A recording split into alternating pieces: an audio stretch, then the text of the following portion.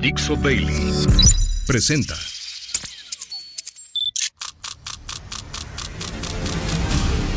La Vuelta al Mundo en unos minutos. It's a clash between barbarism and civilization. A dangerous world of chaos, death and destruction. La internacional fascista. Yes, she can. Con Nacho Montes de Oca.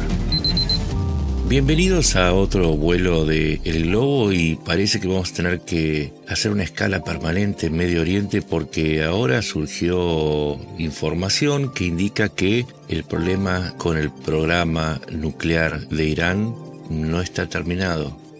Todo lo contrario.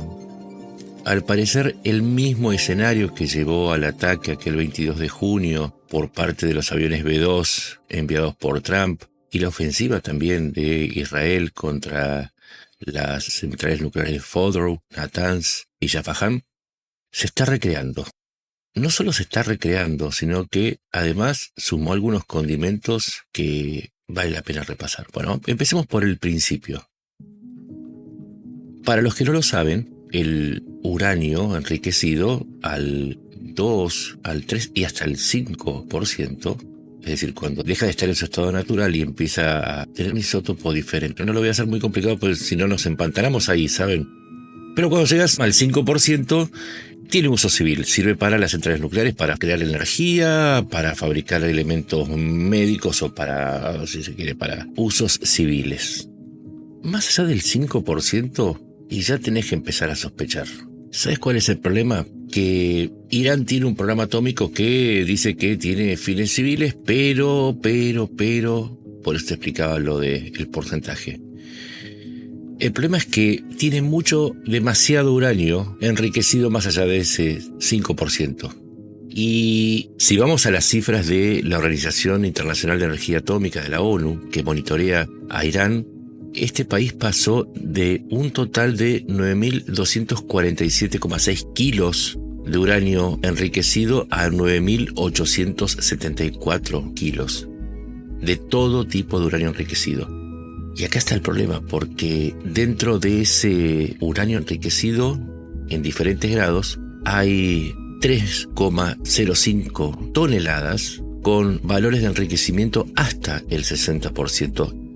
¿Y por qué es importante esto? Porque ese uranio, que por ahí tiene un enriquecimiento del 20-30%, es el que se usa para llevarlo al 60%, que es el límite en donde es posible empezar a hablar de un programa militar, porque cuando pasas el 60% significa que te querés acercar al 90%. Y con el 90% ya podés tener una ojiva atómica. Es más, con 42 kilogramos de uranio al 60%, es suficiente como para fabricar el material al 90% para una ojiva atómica. Es decir, Irán tiene para 10 ojivas atómicas. Para poder hacerlo vos tenés que usar centrifugadoras, se les llama centrifugadoras para simplificar, pero es un sistema de cascadas de centrifugadoras que van enriqueciendo el material. Y ese material que está al 20, al 30, pasa al 60 y pasa al 90.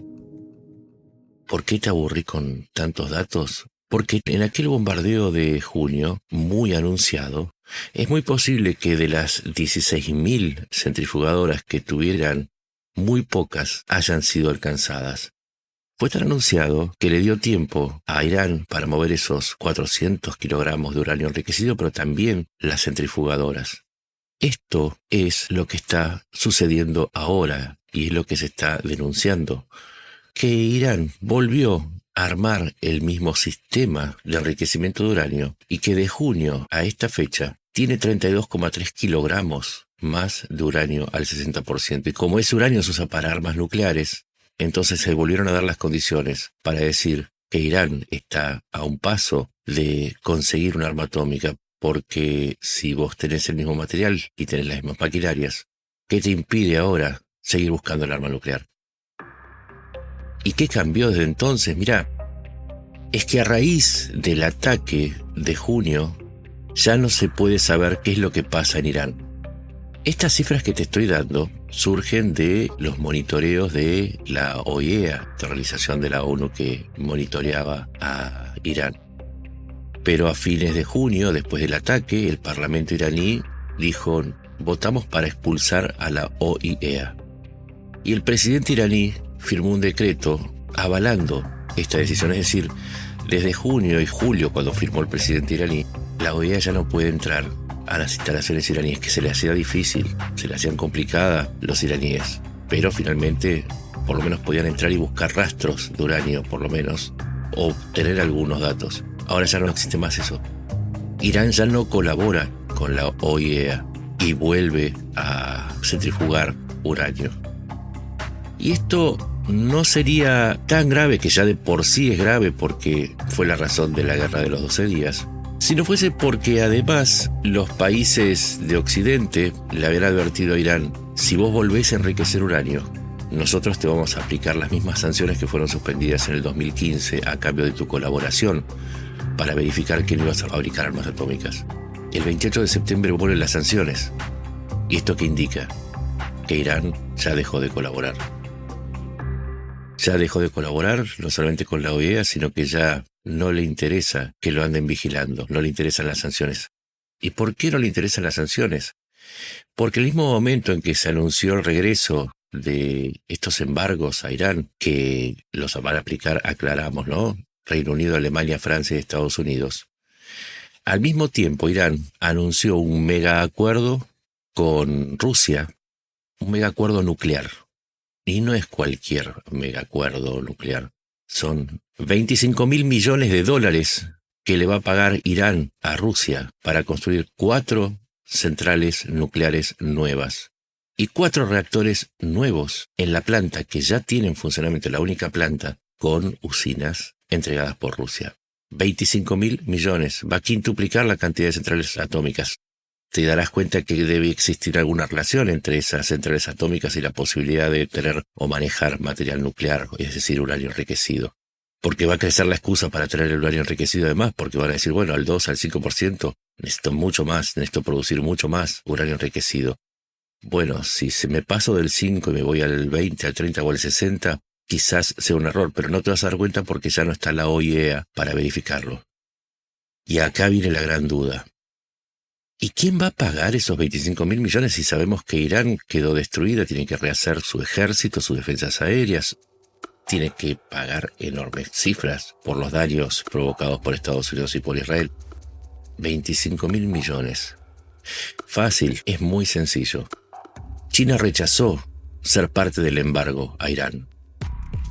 Es la misma China que le compra el 98% de su petróleo. Por supuesto, Rusia también rechazó el embargo, porque siempre te dijimos, hay un eje de autocracias que funciona, y acá te lo estamos demostrando de vuelta. En un asunto que no es menor, sino la capacidad de Irán de tener armas nucleares. La tecnología la aporta Rusia, se paga con dinero del comercio con China, y yo ya no sé cómo explicártelo, que no se trata de otra cosa que democracia versus autoritarismo. Y además ahora tenemos un nuevo invitado. La India, que viene de pelearse con Estados Unidos porque no se pone de acuerdo con los aranceles y porque, ya sabes, India dice que Trump no paró la guerra con Pakistán. Esa enemistad condujo a otro evento. India le dijo a Estados Unidos, si vos no querés que le compre más petróleo a Rusia, se lo tengo que comprar a Irán y a Venezuela. Con lo cual puede que la India termine financiando también este rearme atómico de los iraníes, aunque sea un aliado de Israel. Pero negocios son negocios, no es nada personal. Cuando se abren las billeteras se cierran las bocas. Y entonces tenemos este panorama, al que le sumamos además que ahora Irán está en buenas relaciones con el mundo sunita después del ataque de Israel en la capital de Qatar. Están todos amuchados pidiendo que se le ponga un freno a Israel. Y el ánimo de los sunitas, de esas coronas petroleras, pero también de los países como Egipto, Turquía y Jordania, que eran adversarios de Irán y que le temían, de pronto encontraron que en ese enemigo común no hay tantos motivos para preocuparse por lo que haga Irán. Pero Estados Unidos tampoco está haciendo mucho porque prefiere negociar. Después de los bombardeos dijo, yo voy a negociar. Y al mismo tiempo está frenando a Israel, que sabe que necesita de los B-2 para atacar a las instalaciones nucleares de Irán. Y en este nudo que se está armando, Irán aprovecha, mira y dice, voy a volver a buscar un arma nuclear persa, mientras todo el mundo intenta acomodarse en el escenario. En Argentina tenemos un dicho, dice el Martín Fierro: cuando los hermanos se pelean, los devora los de afuera. Y si hay algo que aprendió Irán, es que cuando no tiene fuerzas militares, lo que tiene es la viveza para hacer pelear a unos contra otros y volverse rico. No rico en dinero, rico en uranio. Mi nombre es Nacho Montes de Oca. Me puedes encontrar en X como @NachoMDO o en Blue Sky como Nacho Montes de Oca, y voy a ponerte los datos que acabas de escuchar para que los tengas, porque sé que son complicados, y vas a encontrar también lo que acabamos de hablar, pero expresado en letras, para que cuando te pregunten ¿se llegó la paz en Medio Oriente?, le digas no y seas un campeón atómico. Nos encontramos en la próxima. Muchas gracias. Una producción de Dixo.